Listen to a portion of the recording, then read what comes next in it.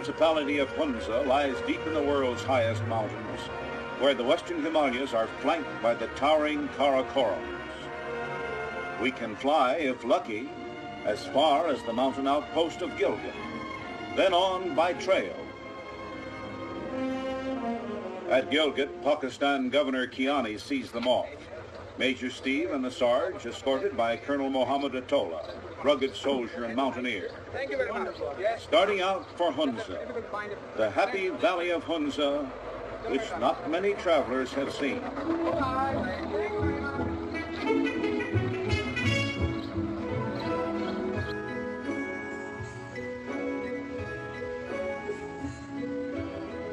The golden wheat has ripened early this year in Gilgit, the harvest in full swing.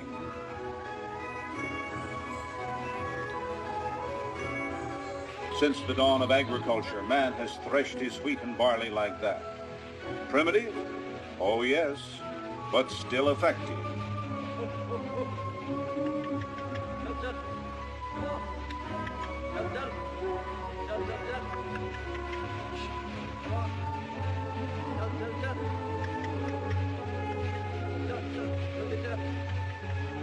They can make the first part of the journey in that mechanical marvel of the 20th century, the Jeep. The Major, inspired by the mountain solitudes. The Sarge, hoping the trip won't be too tough.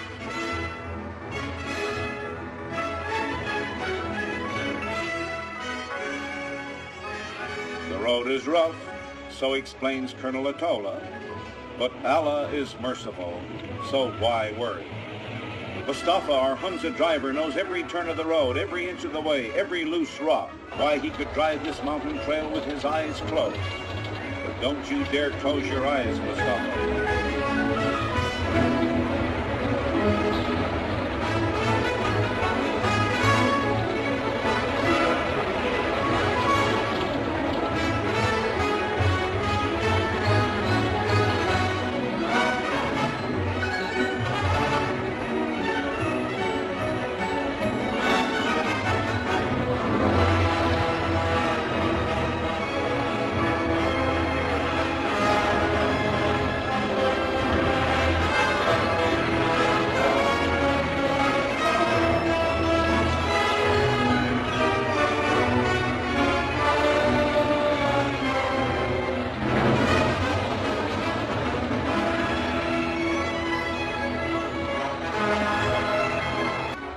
That hanging bridge there across the swiftly running Hunza River, it's made of twigs and vines tightly braided into thick strands, each end of the bridge suspended ingeniously between stone towers.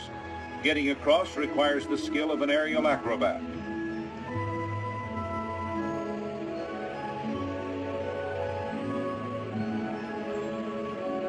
This is an ancient caravan route along which the mountain peoples have carried on primitive trade for centuries, traversing the Karakorams and western Himalayas into Central Asia, cities like Yarkand, Khotan, Bukhara, Samarkand.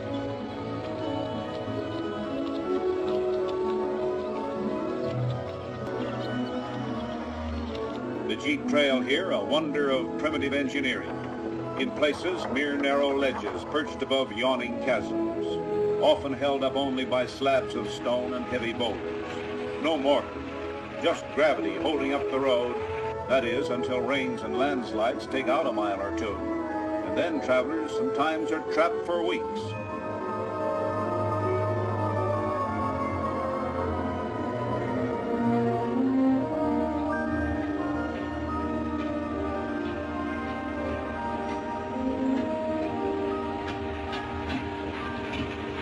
The road, hardly more than a trail, finally gets to be almost too much for the Jeep.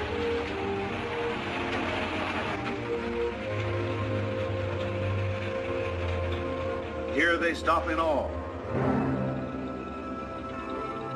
Looming before them, Rakaposhi, goddess of the snows, 25,500 feet high, one of the tallest in the Karakorams.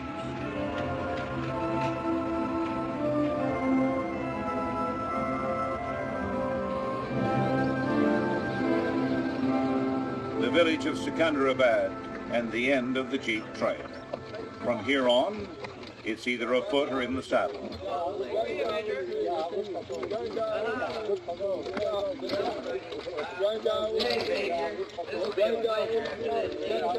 The Hunza version of the slingshot, a pebble taking the place of an arrow, accurate and deadly.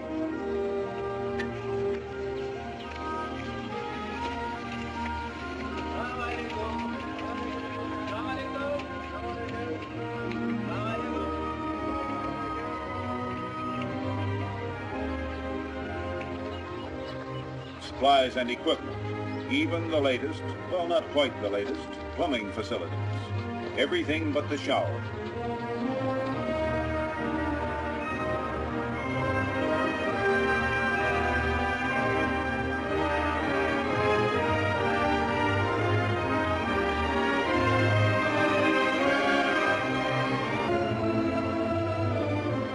The small Central Asian horses are bred especially for trail work and endurance. Sure-footed, they know their way around the dizzy canyon walls. That is, usually they do.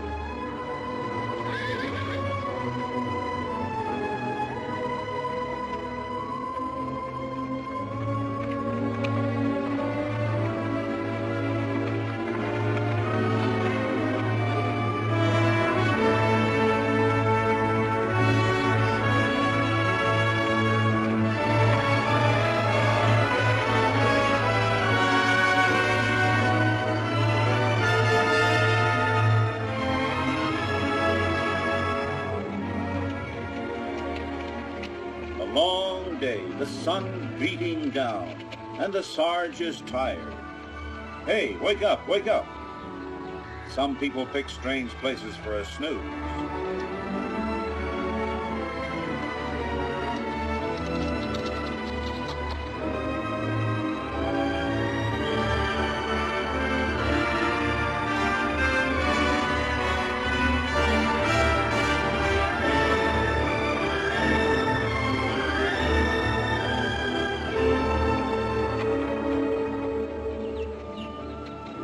Signs of habitation, an aqueduct overhead, precious water channeled into the few villages along the trail.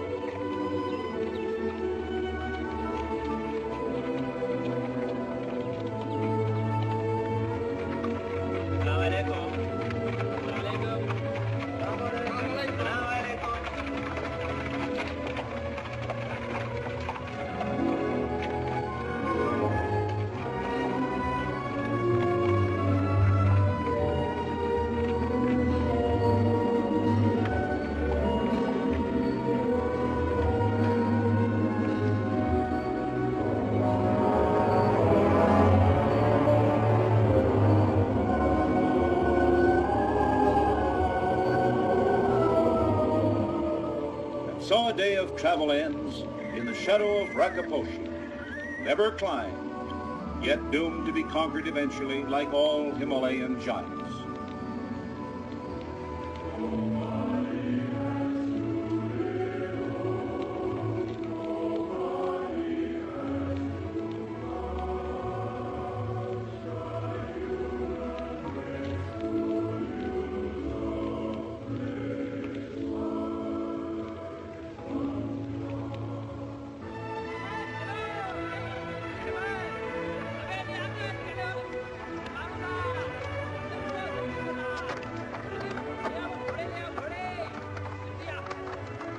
So the long days of travel continue in order to reach Baltic, capital of Hunza.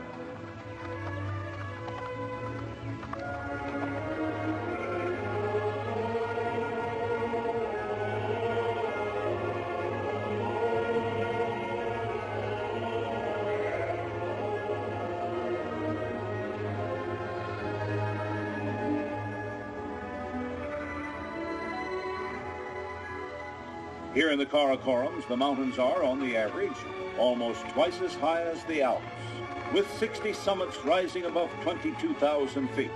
Rakaposhi has one wall that drops 19,000 feet from the summit to the valley floor.